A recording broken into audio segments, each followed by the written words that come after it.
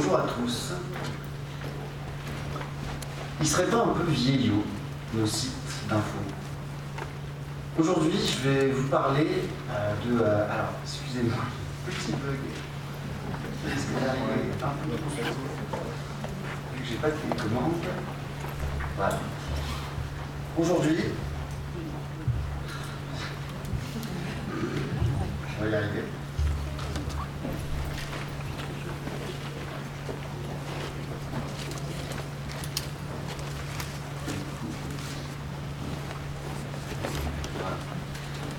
Ça devrait marcher.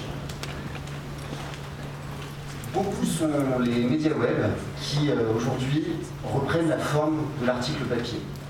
C'est-à-dire qu'on publie un article, on le date, et finalement cet article est figé, il s'additionne, il s'empile, et on en ajoute d'autres derrière. Un exemple ici, un article que j'ai pris hier, sur le site de l'Express. Qu'est-ce qui fait la spécificité de cet article web? Finalement, on a des boutons des réseaux sociaux, éventuellement des contenus multimédia, de plus en plus des vidéos, des cartographies interactives, ce genre de choses. Mais pour moi, aujourd'hui, on n'a pas encore tiré parti du web pour faire du journalisme en ligne, comme il se doit. Ce dont je vais vous parler aujourd'hui, donc, c'est de nouveaux enrichissements éditoriaux. Ce que j'appelle des enrichissements éditoriaux. Excusez-moi, j'ai un petit souci encore d'écran. Voilà. Disons que je pense qu'on est encore à milieu d'imaginer ce que sera le journalisme web d'ici 10 ou 20 ans. Cependant, je crois qu'il y a une évolution fondamentale qu'on ne va pas pouvoir louper, c'est celle de la mise en contexte de l'information. Et pour cela, il va falloir prendre en compte bien plus aujourd'hui, je crois, quand on est un média en ligne, l'expérience de lecture des internautes. Les médias pourraient, en prenant en compte cette expérience, tirer beaucoup mieux leur épingle du jeu aujourd'hui, plutôt que de recopier des dépêches et des textes bruts qu'ils additionnent les uns les autres, sur le même sujet, avec les mêmes mots, au même moment, et de fait, rendre mieux service au lecteur, lui fournir une information plus utile pour sa compréhension du monde. Ces contenus qui seraient enrichis, je pense qu'on pourrait beaucoup plus vouloir rester dessus quand on est un lecteur aujourd'hui. On serait plus vu par un média comme une simple machine à avaler un titre, éventuellement à lire la première phrase et à partager automatiquement cet article sur les réseaux sociaux. Si j'appelle ça enrichissement, c'est parce que, pour moi, le contenu éditorial, l'article même, doit rester intact. Il doit rester le même, mais on va juste l'agrémenter de quelques fonctionnalités qui vont permettre d'offrir une information plus complète au lecteur. Par exemple, plutôt que d'écrire une succession d'articles sur l'État islamique, on en voit tous les jours depuis un peu plus d'1 an, à chaque fois on nous rappelle les forces en présence, les principaux protagonistes, les zones de conflit, etc. Est-ce qu'on n'aurait pas intérêt à tirer parti du web pour davantage mettre en contexte cette information et éviter de répéter toutes les mêmes choses, bref, éviter de considérer le web comme un vulgaire journal papier? Je pense que c'est très important de réfléchir aujourd'hui à cette contextualisation. C'est facile dans ma position, et d'ailleurs je vais vous dire qui je suis dans un instant, pour me permettre de traiter nos vieux médias, en tout cas nos médias en ligne, d'un peu ringards. Pour me présenter, toujours ce petit problème.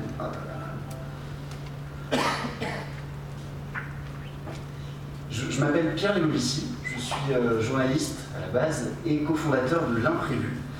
L'Imprévu, c'est un média en ligne qui va à rebours de l'actualité.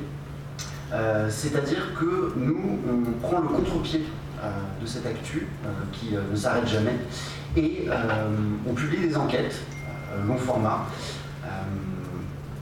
Vous voyez ici un extrait du site. On publie des enquêtes, on revient sur des événements oubliés qui ont été très médiatisés un temps et puis totalement zappés par le flux d'actualité, et on essaye aussi d'expliquer l'actualité avec des mots simples. Donc, cette petite présentation pour vous dire que nous, on réfléchit beaucoup en tant que jeune start-up médiatique à ces nouvelles innovations éditoriales qu'on pourrait implémenter et que je vais vous présenter dans un instant. Pour le moment, c'est largement au stade du rêve. On aime à rêver les implémenter un jour. Néanmoins, je suis ravi de pouvoir en discuter un petit peu avec vous aujourd'hui. La première d'entre elles, c'est ce que j'appellerais assez simplement l'annotation. Oui, l'annotation, ce petit morceau de texte qui est disposé juste à côté d'un article et qui est vieux comme le monde. Au Moyen-Âge, on faisait déjà des annotations en fait, sur des articles. Pourtant, je suis persuadé qu'aujourd'hui, les médias en ligne pourraient utiliser cette petite fonctionnalité pour offrir une information beaucoup plus complète au lecteur. Alors, ce que vous pourriez me dire, c'est que l'annotation sur le web, elle existe déjà. C'est le lien hypertexte, qui est un peu le fondement du web. Sauf que le lien, il me perd. Ça, on ne peut pas le nier. Si je suis sur un article, là, par exemple sur les migrants de Calais, je vais avoir tout un tas d'informations. Pour certaines, je ne les découvrirai pas. Pour d'autres, on peut imaginer que j'ai loupé la dernière actu tombée il y a 2 semaines sur le renforcement des contrôles aux frontières, par exemple, de la Grande-Bretagne. Or, à la 3e phrase, là ici, j'ai la possibilité de cliquer sur un lien qui va m'expliquer davantage ce qui s'est passé et me donner du contexte. Bon, très bien. Moi, je ne sais pas vous, mais personnellement, il y a peu de chances que si je clique sur ce lien, je retourne sur la page de l'article original. Ou à l'inverse, si ce lien a fait tilt au moment où je l'ai lu et où je me suis promis de revenir dessus à la fin de la lecture de mon article, il y a très peu de chances que je rescrolle vers le haut pour essayer de m'en saisir. Ce que je pense, c'est qu'aujourd'hui, les médias en ligne pourraient dépasser le lien pour lui préférer l'annotation. C'est-à-dire faire en sorte que le lecteur reste dans l'espace de l'article, ce qui forcément représente beaucoup de promesses en termes d'engagement et de taux de rétention aussi sur les médias en ligne. C'est la première problématique des marketeurs qui travaillent sur les sites d'info aujourd'hui, c'est comment faire rester les gens plus de 20 secondes. J'ai trouvé quelques exemples du coup de médias qui sont un petit peu innovants là-dessus à travers le monde. Et le premier d'entre eux, c'est De Correspondant. Je ne sais pas si vous connaissez. C'est un média néerlandais qui revendique le fait de supprimer les liens. En fait, dans leur CMS maison, ils ont même empêché leurs journalistes de mettre des liens. Voilà, ils n'ont pas le droit. Et à la place, il y a cette petite fonctionnalité. Ça paraît tout bête, hein, je sais, mais vous avez en fait un lien souligné dans le corps de l'article, et quand vous passez au survol, une annotation sur le côté qui va passer en surbrillance. Premier exemple. Deuxième exemple, je suis allé chercher là, du côté des États-Unis avec Grantland, un site spécialisé dans le football américain qu'on ne connaît pas. Et ben eux, je ne sais pas si vous voyez, ils ont une petite bulle de commentaires là, rouge, à la fin du 2e paragraphe. Quand vous passez au survol dessus, vous avez une petite mise en contexte explicative d'un événement particulier. Ça, c'est très intéressant, parce qu'on va vous raconter que telle ou telle équipe fait une mauvaise saison, par exemple, et que c'est la suite de 4 saisons très très mauvaises pour cette équipe. En passant juste au survol et sans aller sur un nouvel article ou une page Wikipédia, vous allez pouvoir avoir du contexte sur cette information. Seulement, si vous la souhaitez, bien entendu, en tant que lecteur. Autre exemple qui va encore plus loin à mon sens, Greenhouse. Alors ça, je ne sais pas si vous connaissez, c'est un tout petit plugin pour navigateur qui a été lancé par un développeur américain âgé de seulement 16 ans. Et lui, son idée, c'est de puiser en fait dans toutes les bases de données publiques disponibles pour aller chercher des données sur le financement électoral. Et une fois que vous avez installé le navigateur, dès que vous avez le nom d'un parlementaire qui est mentionné sur votre page web, vous passez au survol et vous pouvez visualiser instantanément tous les dons des entreprises privées, des associations, des ONG à ce parlementaire. Donc en termes de transparence, si vous voulez, on franchit un pas tout en permettant au lecteur de rester sur son article originel. Un dernier petit exemple, toujours avec De Correspondant, qui a fait pour mission de supprimer les liens.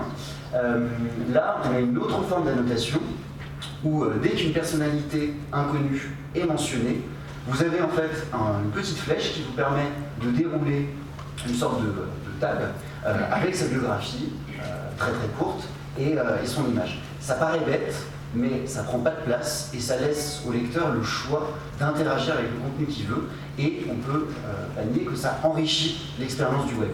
Je sais que ça paraît étrange de dire qu'une simple table ou une infobulle peuvent changer la narration sur le web. Je ne suis pas en train de vous dire qu'il faut révolutionner la manière dont on raconte des histoires aujourd'hui sur Internet. Je pense néanmoins qu'il y a un vrai enjeu en matière de rétention et de contextualisation. Si je reprends là tout à l'heure, par exemple, ce que je disais là sur l'article sur les migrants, mettons que j'ai manqué plusieurs infos. Je pourrais avoir en fait un article nouvelle génération avec des annotations qui tirent parti vraiment du web, qui m'en dirait plus sur les conditions d'hébergement de ces migrants, sur les allées et venues des gens, quelles communautés sont là, pourquoi, comment s'organise la gestion humanitaire, la gestion sécuritaire également de ce camp. Tout ça, je pourrais l'avoir dans un seul article et ça enrichirait considérablement la manière dont je m'informe au jour le jour. Il y a un dernier exemple que je voulais vous partager sur la notation qui va, à mon sens, encore plus loin. Peut-être que vous en avez entendu parler. Il s'agit de Fold. Fold, c'est un média expérimental qui a été réalisé par le MIT Media Lab. Et eux, en fait, ils tirent parti du fait que, jusqu'à présent, on a toujours lu des livres, depuis qu'on lit des livres, on a une lecture qui est verticale. Et ben, eux, leur idée, c'est d'introduire des annotations multimédia pour promouvoir la lecture horizontale et verticale qui se croisent. Exemple, si là, j'ai un terme qui fait défaut, que je ne comprends pas, je vais pouvoir passer au survol dessus, et sur ma droite vont s'afficher tout un tas de contenus, des tweets, des images, des vidéos, des sons, des cartes interactives, des infographies, etc., qui vont me permettre d'aller plus loin sur un événement donné, mais tout en continuant ma lecture. Là, vous voyez un exemple, voilà, par exemple de GIF, et eux, ce qui combattent, c'est, comme on le voit sur ce GIF, c'est les milliards d'onglets qu'on ouvre sur son navigateur dès lors qu'on clique sur un lien pour l'ouvrir dans un nouvel onglet. Ça, c'est très intéressant et je pense que ça contient de belles promesses en matière de renouvellement de la manière dont on écrit des articles aujourd'hui. Alors, Fold, ce qui est très intéressant, c'est qu'ils ont un espoir à long terme, c'est que chacun puisse se saisir de ces petites annotations, qu'ils appellent eux des cards, et puisse produire en fait tout un tas d'articles en mélangeant toutes ces cartes contextuelles. Et là, on arrive à un nouvel enrichissement éditorial à mon sens, qui fait place nette à la participation. Alors, la participation, je vous rassure, je ne vais pas vous parler de comment on fait de la participation en ligne, comment faire participer les lecteurs aujourd'hui au site d'info en 2015. Je pense que ça mériterait 2 jours de conférence. Néanmoins, je vais vous parler très vite fait de quelques médias qui ont essayé de donner une meilleure visibilité aux commentaires de leurs internautes et, de fait, à offrir plus de contexte et plus de transparence. Habituellement, les commentaires, ça se trouve toujours au bas d'un article. Là, j'ai pris une capture d'écran d'une partie du site du Figaro. J'ai même pas le haut de l'article. Les commentaires se situent tout en bas, après différents contenus qui m'invitent à rebondir sur l'article, après une offre premium, etc. Bon, ça n'empêche que sur un article donné, là j'ai par exemple 130 commentaires. Ce qui est important de comprendre là-dedans, c'est que les commentaires, ils sont très lus par les internautes. Moi, je connais même des gens qui lisent plus les commentaires que les articles en eux-mêmes. Et ça crée une communauté, ça on ne peut pas le nier. Néanmoins, je crois qu'aujourd'hui, ils sont très mal mis en valeur. Mettons que vous ayez un lecteur qui veuille vous corriger sur un fait donné en tant que journaliste. Peut-être que ce lecteur va commettre une erreur, mais ce n'est pas la question. Vous, en tant que journaliste, vous devez pouvoir rendre visible cette erreur qu'on a voulu vous montrer, soit pour la réfuter, soit pour reconnaître votre tort. Et je crois que si on faisait ça, si on insérait plus de transparence dans la fabrication d'informations et plus de conversation aussi de dialogue entre le journaliste et son lecteur, on pourrait, une fois de plus, améliorer l'engagement sur les sites d'infos en ligne. Alors, il y a quelques médias qui, du coup, ont essayé de tirer parti de cette mise en visibilité des commentaires. Le premier d'entre eux, je crois que c'est le New York Times, qui, lui, s'est dit un jour, fini les commentaires au bas des articles, on va les afficher dans un volet latéral à côté des articles. Ça paraît bête, mais symboliquement, c'est très très fort. Ça veut dire que la parole journalistique est au même niveau que la parole du commentateur, du citoyen. Très récemment, la nouvelle maquette de Libération a fait exactement la même chose et donc rend beaucoup plus visible la participation de ses lecteurs. Ça, c'est un peu le niveau 1, si je puis dire. Le niveau 2, pour moi, il est atteint par Medium, cette plateforme de blogging que vous devez connaître tous, qui s'est popularisée aux États-Unis et qui fait son nom peu à peu en France. Sur Medium, vous commentez non pas sur un volet latéral, mais vous commentez des portions de phrases. Et ça, symboliquement, c'est très très fort aussi. C'est-à-dire que s'il y a un élément qui vous fait tilter, sur lequel vous voulez rebondir et engager une discussion, vous pouvez le sélectionner. Et à partir de ce moment, là, il y a une petite infobulle qui s'ouvre, je vais pouvoir dérouler une conversation sur des éléments ciblés du texte. Je pense que ça, c'est une innovation, un enrichissement éditorial qui mériterait d'être développé sur les médias en ligne aujourd'hui. Dans le même genre, mais qui va un peu plus loin, et c'est mon dernier exemple, Hypothesis, je ne sais pas si vous connaissez, c'est un petit plugin, là aussi, pour navigateur, Chrome, Firefox, qui vous permet donc de surligner du texte sur n'importe quel type de page web. Et une fois que vous l'avez surligné, vous allez pouvoir commenter cette portion de texte. Elle sera visible de tous les utilisateurs du plugin. Leur promesse, c'est de créer, eux, une bibliothèque vivante d'annotation sur le web. C'est un projet peut-être très ambitieux, mais je pense qu'il va dans le bon sens, dans le sens où il offre plus de transparence sur le contenu qui est produit par le journaliste et il favorise également la crédibilité. Il met le journaliste devant les faits qu'il avance et il prend acte du fait qu'en 2015, on ne peut plus produire de l'information verticalement, du haut vers le bas. Une dernière évolution, une dernière tendance en matière d'enrichissement éditorial dont je voudrais vous parler, c'est celle qui comporte le plus de promesses selon moi, c'est celle de la chronologie. Alors, la chronologie, je ne parle pas ici de vulgaire timeline, entre guillemets, qu'on mettrait dans un article donné pour rappeler les événements passés sur un sujet. Je ne parle pas non plus d'une petite frise chronologique qu'un média papier pourrait faire pour rappeler les événements passés. Je parle plutôt de comment le web, aujourd'hui, permet de se saisir des archives des sites d'infos. Il y a qui sont publiés chaque jour, des dizaines et des dizaines sur les sites d'actualité. Pour autant, je ne sais pas si c'est par manque de temps, mais je trouve que les médias en ligne ne donnent justement pas suffisamment sens au temps de leurs articles, au temps médiatique. Et pour cela, je pense qu'il faudrait s'inspirer un petit peu de ce à quoi réfléchissent certains, dont Vox.com, un site de journalisme explicatif américain, que vous connaissez peut-être, qui lui a fait quelque chose de tout simple en fait. Ils ont regroupé leurs articles thématiquement par date de publication. Donc là par exemple j'ai l'affaire des emails d'Hillary Clinton avec une sorte de changelog de l'info. Et ça, je trouve ça passionnant. C'est-à-dire qu'on indique les différentes mises à jour qu'il y a eu sur un même événement, comme on le ferait sur une application finalement que vous trouveriez sur un App Store. Ça paraît là aussi très très simple, pour autant il n'y a personne qui le fait, et je crois que ça aiderait beaucoup le lecteur à trouver des repères, à comprendre plus facilement l'information. L'un des journalistes de Vox expliquait la démarche de ces story streams, c'est la manière dont ils les appellent, ces petites chronologies, en ces mots. Chaque jour, des choses particulièrement intéressantes surviennent à travers le monde, et c'est la première mission des journalistes que de les raconter. Mais beaucoup de ces choses, aussi importantes soient-elles, ne sont pas nouvelles du tout, elles sont simplement la résurgence d'une tendance de fond, d'un événement ou d'un système plus large.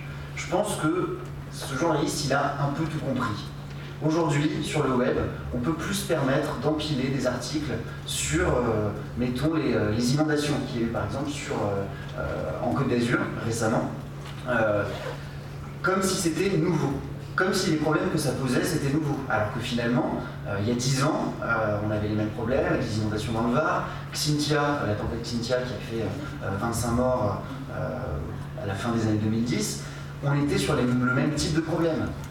Construction en zone inondable, faille du système d'alerte, tout un tas de choses comme ça, si vous voulez, qui font qu'on a plus une tendance de fond qu'un événement particulier.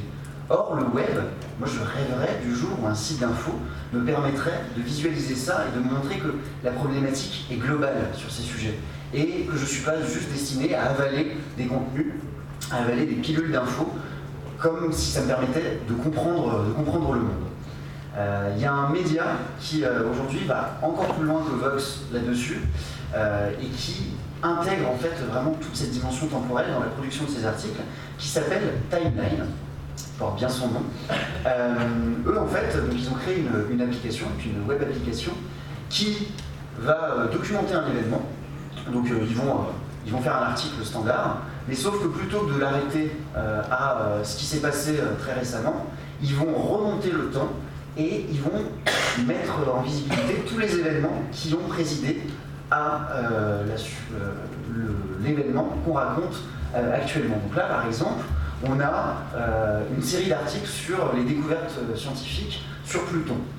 Bon, ça paraît peut-être anecdotique, mais c'est intéressant de savoir qu'une découverte fondamentale en 2015, en fait, elle a une suite, elle s'inscrit dans une chaîne d'événements qui commence, là on le voit, en 1905, par exemple, quand on a découvert cette planète qu'on appelait planète X. Et là, vous avez des courbes contenues qui vous permettent vraiment de créer une profondeur temporelle sur l'information et donc de mieux saisir ce qui se passe dans le monde, je pense. Un tout dernier exemple, et je terminerai là-dessus, de cette conscience du temps médiatique sur le web, elle nous vient du New York Times et plus particulièrement de son laboratoire de R&D. Ils ont publié un article sur leur blog la semaine dernière que je trouve assez visionnaire, qui est titré « Le futur de l'info n'est pas un article ». Ce titre qui paraît assez simple, c'est en fait une réponse à tous ceux qui disent que the new home page is the article page. En gros, les gens qui disent que aujourd'hui le seul point d'entrée des lecteurs dans l'info, ça va être l'article, ça va être via les réseaux sociaux et non plus la page d'accueil. Et bien eux, ils balayent ça d'un revers de main et ils disent que c'est effectivement pas un article, mais autre chose. Pour le New York Times, ce qui va compter de plus en plus, c'est des morceaux d'articles qu'on va pouvoir empiler les uns les autres et générer automatiquement en recourant aux technologies du web sémantique, du traitement automatisé du langage, tout ça pour produire une mise en contexte permanente de l'info et avec la promesse de créer finalement un article constamment mis à jour, une sorte d'encyclopédie vivante. Je trouve ça assez intéressant. Ce que disait le New York Times pour présenter ça, c'est vous imaginez si chaque fois qu'il se passe un nouvel événement en Syrie, Wikipédia crée une nouvelle page sur la Syrie. Et ben, en fait, c'est ce qui se passe tous les jours dans les médias. Et c'est un peu vrai. On nous raconte toujours les mêmes choses, plus ou moins, si vous voulez. Il y a effectivement des éléments de nouveauté, mais on oublie qu'il y a tout un tas d'événements qui ont précédé. Et ces événements, je crois qu'on pourrait les mettre beaucoup plus en visibilité, peut-être en recourant à l'automatisation du langage, dans une certaine mesure, et en tout cas en se disant qu'il est temps de tirer parti du web quand on est journaliste. Alors certes, ça veut dire peut-être que le journaliste devra aussi de plus en plus penser en tant que documentaliste, voire comme un UX designer, c'est-à-dire pouvoir simplement appréhender les manières d'interagir aujourd'hui en 2015 avec l'information. L'exemple même, c'est les annotations. Je ne serai plus destiné en tant que journaliste à écrire un simple article qui rentre dans une colonne, mais à enrichir ce contenu de petits plus un peu partout. Et moi, c'est ce qui me fait dire que on pourrait peut-être reprendre la loi qui est communément admise dans le design, selon laquelle contrast is key. Le contraste, c'est ce qui vous permet de créer une hiérarchie visuelle et donc de donner sens à une information.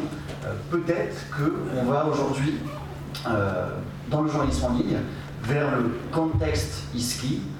Je pense qu'on doit en revenir aujourd'hui des empilements d'articles sur des catastrophes naturelles, sur des conflits, sur tout un tas de sujets qui sont intéressants mais qui ne sont que des textes bruts, semblables au papier, pour tirer mieux parti du web, pour donner sens à l'information et permettre au lecteur de comprendre son temps.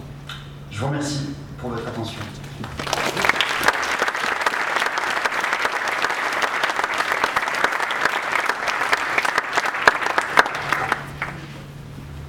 Il reste quelques minutes si vous avez des questions. Donc n'hésitez pas à les poser à Pierre directement. Je vais faire passer un micro petit à petit, ma collaboratrice également. N'hésitez pas à lever vos mains, on va les faire parler. Oui, petite question sur le référencement. Ouais. Est un enjeu évident dans les médias. Vous parlez de retirer les liens, c'est évidemment un impact fort. Alors, comment vous imaginez retirer les liens et tout en conservant ça, les liens? Et est-ce que finalement le lien, c'est pas... je suis pleinement d'accord sur le fait qu'on ne revient pas forcément sur le lien, etc. Et en même temps, c'est ça le web.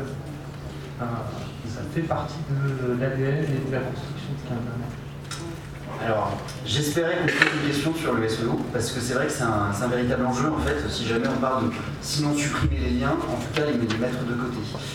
Je crois que là, aujourd'hui, malheureusement, nos moteurs de référencement ne sont pas du tout à jour pour prendre en compte les annotations et donc beaucoup mieux syndiquer les contenus. Donc, et vous avez totalement raison, je souscris vraiment à vos propos, il y a un enjeu autour du SEO et c'est sûr que les médias risqueraient de renoncer un petit peu à certaines portes d'entrée si jamais les sites ne sont pas à jour là-dessus, les moteurs de référencement.